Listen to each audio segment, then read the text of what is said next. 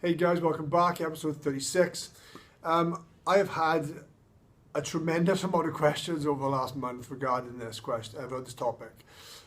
Squatting seems to be the key topic of the month, and I seem to be getting loads and loads of patients coming through the door with squatting questions and squatting problems. One of the things that I get asked the most is, can you show me or can you tell me what stretches I should do to minimize my pelvic nod or reduce my loss of pelvic position at the bottom of my squat? I'm tucking underneath. Most of the time, I discuss with my patients that this in its primary form is almost always a stability issue. It's a setup issue and it's an execution issue. Of course, mobility factors are key and very important, but in simplistic terms, you can enhance or reduce that pelvic nod, you can improve or enhance that squat position significantly by understanding some very simple principles. The example I give is this, and it helps patients to understand why creating tension is important for how your lumbar spine works. If you take your hand and you have your hand in an open, relaxed position, and you have somebody, a friend that you trust, give your hand a squeeze until it feels like it starts to hurt.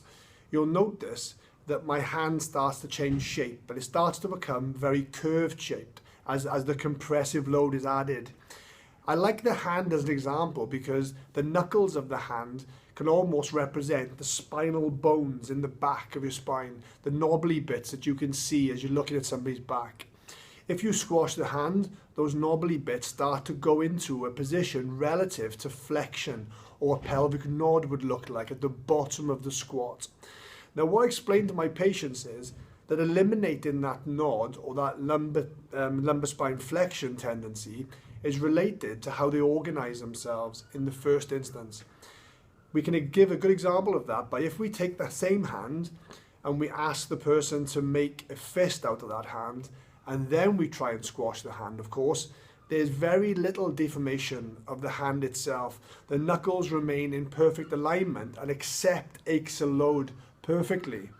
We haven't changed anything about the hand. It's still made of the same stuff. It's still made of blood vessels and tendons and muscles and ligaments and everything else. But what we've done is we've organized those tissues into a more anatomical advantage position to cope with stress and load. This is exactly the same as your lumbar spine position. Before you start your squat, you should be creating this hoop tension system that we alluded to earlier in a previous episode, but you should also be generating an active system before you start any movement.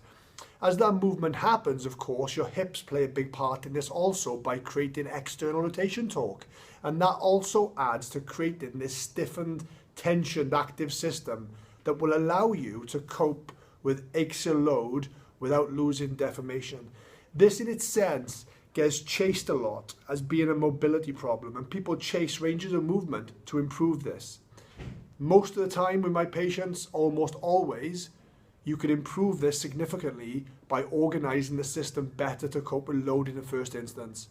When that fails to make further improvement, then you can often deal with mobility issues. So guys, please stop asking questions about what stretches I should be doing. What you need to be asking is, are you setting up right and are you maintaining an active system during your squat? And if you're not, you're going to be noticing some obvious things happening to you. One of the most obvious corrections for this that we see a lot of is a simple counterweighted squat, which artificially recruits your anterior core stability and improves that considerably immediately, which demonstrates a necessity for that type of work. We're going to get into that a bit later, but let us know what your thoughts are, guys. Comments are always welcome, of course, and we'll see you soon.